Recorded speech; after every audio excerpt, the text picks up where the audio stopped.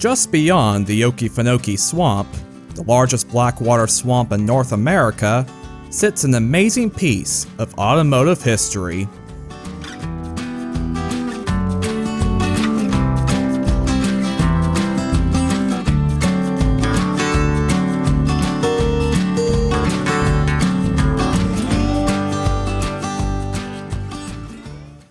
Nestled along the side of US Highway 1 in southern Georgia, McDaniel's House of Rust is a classic car junkyard located in the railroad town of Waycross.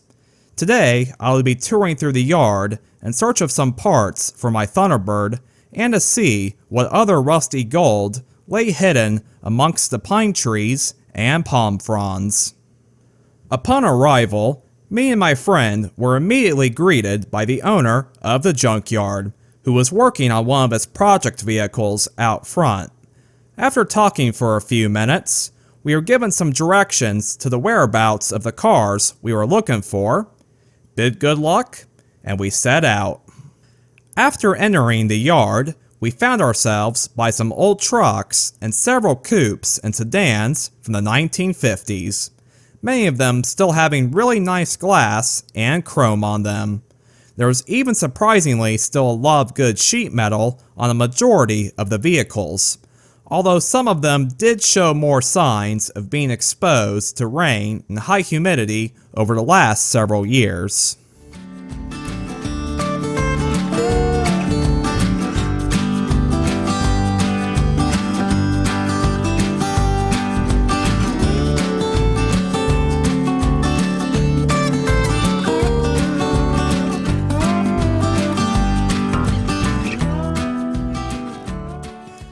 Continuing to the west end of the yard, we entered a place I'll call Pickup Truck Paradise. Lined up along the edge of the woods were several old trucks from the 50s, 60s, and 70s. Fords, GMs, and even a few Jeeps were all present.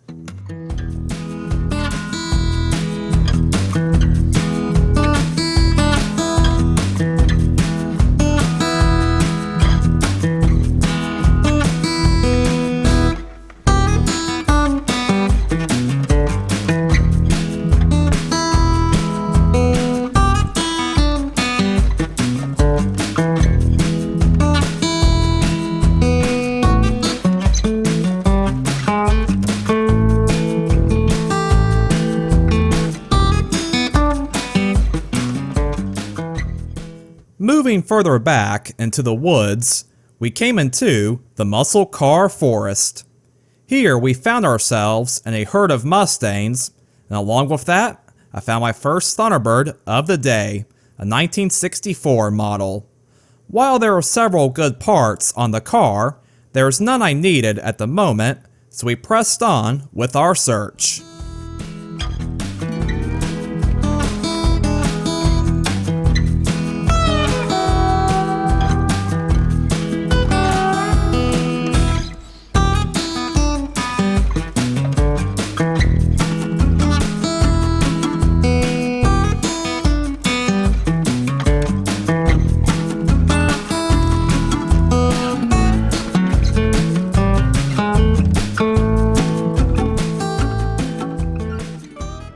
Surrounding the forest were several more coupes and sedans from the 40s and 50s.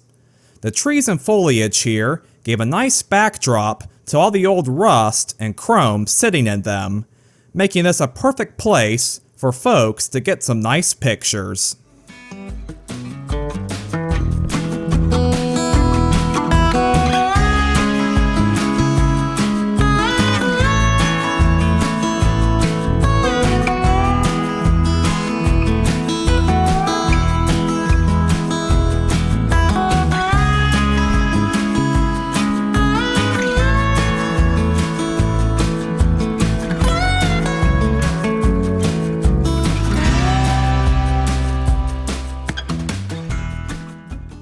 Working our way towards the back of the muscle car forest, we came across a few Camaros, a couple other miscellaneous cars, then one of the cooler finds of the day, an early 70s Dodge Charger. This one had given up many of its parts over the years. However, with a straight body and not much rust damage, someone crazy enough could possibly breathe some new life into this old muscle legend. At the back of the yard were some more GM muscle cars, a pair of Galaxies, and another Thunderbird, this one being from the late 60s. Despite the doors being left open, the interior of this car was actually quite nice. Nice for a nearly 60-year-old junkyard car anyways. Moving towards the center of the junkyard now was a little bit of everything. Some old station wagons, Impalas, trucks, and another car that absolutely made my day, an AMC Pacer. While these cars were quite ubiquitous back in the 70s, their unique design, which many people found to be ugly, left many of them winding up in junkyards. As a result, it's quite rare to come across one of these cars anymore, especially one so complete.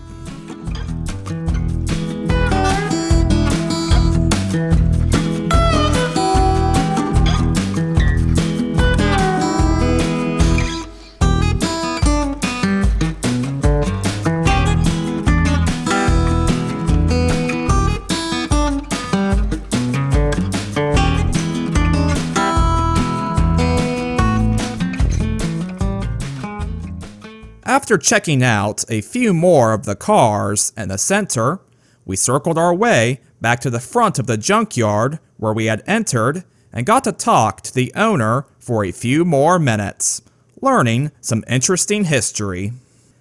In 1962, a young auctioneer by the name of Jim Bennett visited this junkyard in search of parts for some of the cars he was working on. After talking to the owner, who was in a bit of a foul mood that day, the owner responded, "I'll sell you that, and I'll sell you the whole place." Jim, having been passionate about cars and antiques, jumped at the opportunity, purchasing the yard and becoming the new owner.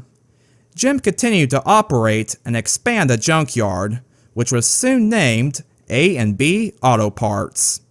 After serving Waycross for several decades, Jim passed the junkyard on to his only grandson, Derek McDaniel, who continues to operate and preserve his grandfather's legacy to this day. Heading back out, we made our way towards the east end of the yard. Again, there are several miscellaneous cars over here from the 50s, 60s, and 70s. Unlike the rest of the junkyard, where most of the cars weren't too overgrown, nature hadn't been so kind to this section of the yard, with vegetation burying many of the cars, in some cases almost obscuring them completely.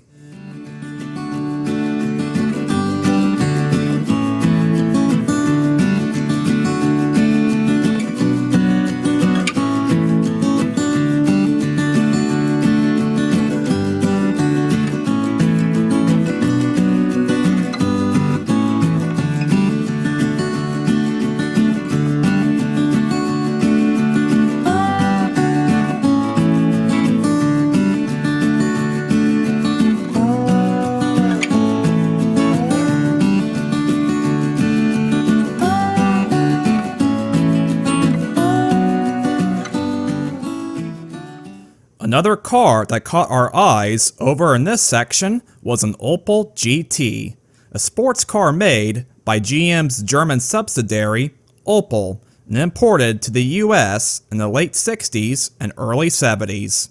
Despite this car obviously being here a long time, it was remarkably complete.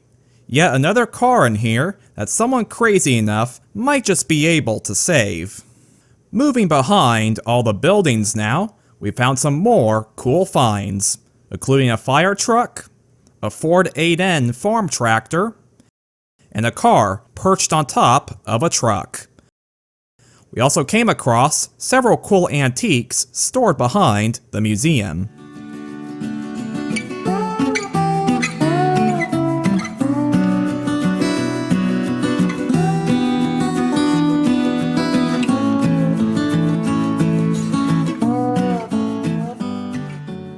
Behind the main shop now, this was the last section of the yard to check out, and while looking through a patch of trees, I saw a familiar shape. Buried under a pile of pine needles laid a 1962 Thunderbird, just exactly the kind of car I was looking for. I cut my way through the trees and found a car that was very complete and had several parts I could use. With my mission being accomplished now, we checked out the last few cars in the area and then took a peek inside the old parts shed.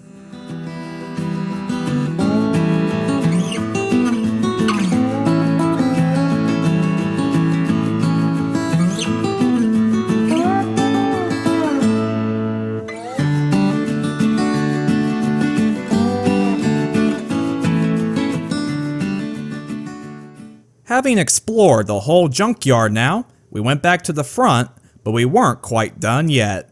We had one final stop on this journey, and we had saved the best for last.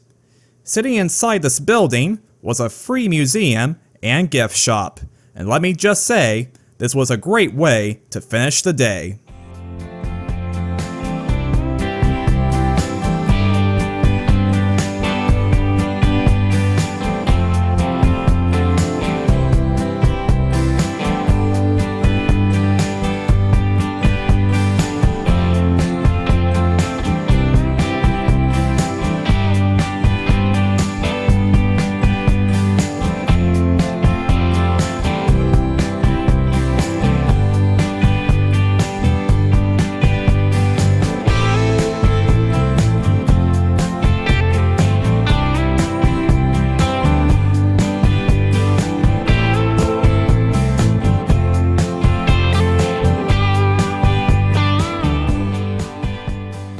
Sitting inside were 4 well-organized, themed rooms containing several antiques. One room was modeled off a general store. One room was full of Coke and other soda memorabilia. Then there was a video game and toy themed room. And finally, the railroad room. Moving further back was the car museum, containing some really nice classics.